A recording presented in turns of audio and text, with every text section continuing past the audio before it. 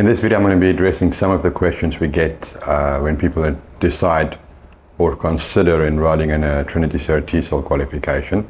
The three main questions I'm going to look at, and they're kind of the same question is, will I get a raise? Will I get a promotion?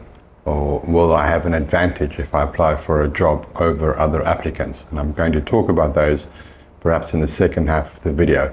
At first, just as a start, or in the first, CELTA versus the Trinity Cert, there's a lot of information that you can read online, you can Google it, there's no need to do a video about it.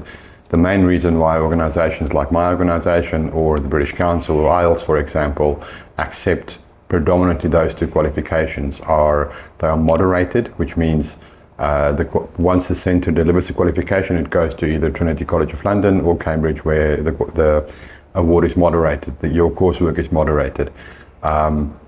The organisation issuing the certificates at Cambridge or Trinity College of London have the authority to issue qualifications. There's very good quality control. Tutors are standardised. We know who's doing your teaching observations and your teaching practice and the input sessions. And obviously the other important thing, there's 6 hours of observed teaching practice with a trained tutor. They do, however, have weaknesses. One of the weaknesses is you have to have C1 English ability to be able to enrol in a CELTA or a Trinity Cert at least. And considering the vast amount of the market that are teachers that do not have C1 ability, but they're teaching, for example, young learners in language schools or in elementary schools, I think that's perhaps a missed opportunity, and there isn't really something other than a general teaching qualification to cover that gap. An additional thing is obviously that there isn't, I think, enough work in terms of teaching beginners. And the last one is just quite expensive. We address 3 of those things in a general TESOL program that we run through Inspired CPD.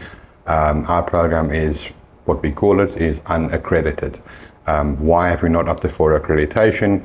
Because it's pointless, I feel, applying for accreditation with places like, for example, WTEFLAC or World TESOL Accreditation Body, because they aren't really accreditation bodies.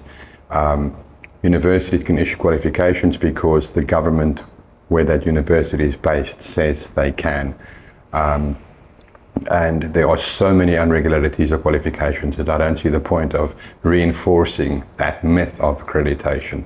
What I do find quite funny though is if I see a lot of the very, I guess, cheaper TESOL options available online that will claim things like our certificate is accepted in China, Japan, Korea, Taiwan.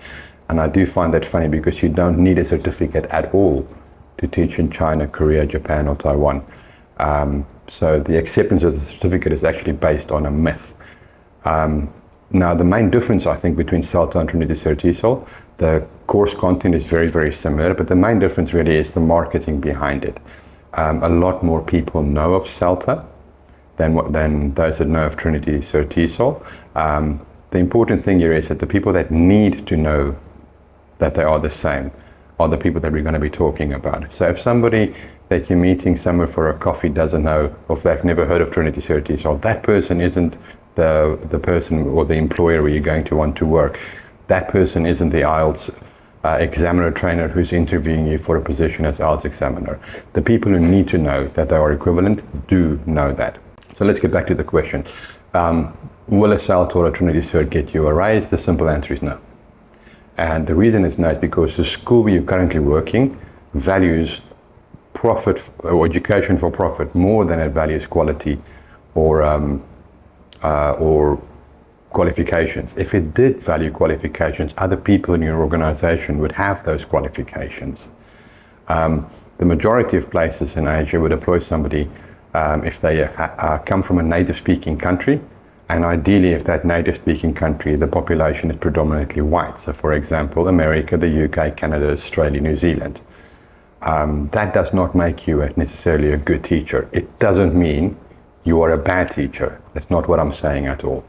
Will it get you a promotion? Well, it depends on the kind of company you're working at. If you're working at a company where there are some people that have a CELTA or something more, or a Trinity Cert or something more, then there is a likelihood that you will get some kind of a promotion, but that's definitely not guaranteed. And if you're working at the organization that I spoke about earlier, then no, because if you become more expensive, native speakers from those countries that I've mentioned really are a dime a dozen. And will it give you an advantage over other job-seeking applicants? And again, the answer is No. Because if you do apply at places that I feel are worthwhile working at, for example, the British Council, International House, becoming an IELTS examiner, or teaching in places like Australia or the UK, then every single person who's sitting in an interview has a CELT or a Trinity Cert. That is the entry. That is the bare minimum that you need to have. So two very, very last things. Why often if we see job applications or job posts do we see CELT or equivalent? That is a question that I get asked sometimes. The simple reason is that you don't want to list up absolutely all the qualifications that you accept because you would accept CELT or anything above it. So if you were looking at Australia, for example, an entry-level qualification in Australia would be a CELTA or a Trinity Cert or a Cert for TESOL. All of those are recognized by NIAS, which is the accreditation body.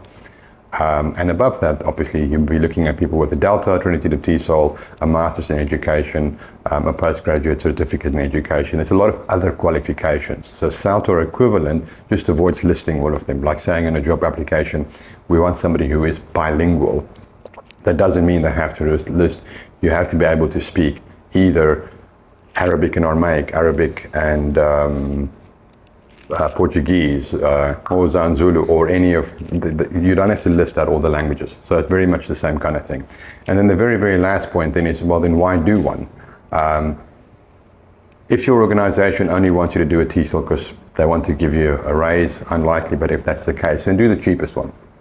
Then a CertTESOL or a CELT is not for you because the organization doesn't really know the difference and they don't value the amount of work and perhaps the cost involved in it. But then why do one? I think, one, it shows commitment, not only to yourself, but also to your students. It does make you a better teacher. You get to work in places where you would normally not be able to work, like, for example, the British Council or becoming an IELTS examiner. And to me, that shows integrity. Now, do you have to do a CELTA or a Trinity CertTESOL to show commitment, to become better, or to show integrity? The short answer is no. In the end, that's a personal decision. But when you do take the decision, I think it's important that you know what the actual options are. And they often are, you're not going to get a raise, you're not going to get a promotion, and you're not going to have an advantage if you apply to places where a CELT or a Trinity CertTESOL is a minimum. And the very, very last point here, can you work in private or public schools? No, because you need to be a registered teacher in your country of origin. Do I completely agree with that? For the most part, yes, because becoming a qualified teacher is a lot more intensive than doing a CELT or a Trinity Cert. I do think, however, if you become a language teacher in a public or a private school, for example in Japan, if you have a CELT or a Trinity Cert and you have B1 Japanese ability, I think that would make you a very, very valuable teacher in that environment. However, the idea that a CELT or a Trinity Cert is equivalent to something like a postgraduate in education, where you're often required to teach 50 hours, they're just not the same thing. If you are considering a CertTESOL or perhaps an additional qualification, do get in touch with us, and I hope you found at least some of the information valuable to you as you consider furthering your qualifications and knowledge.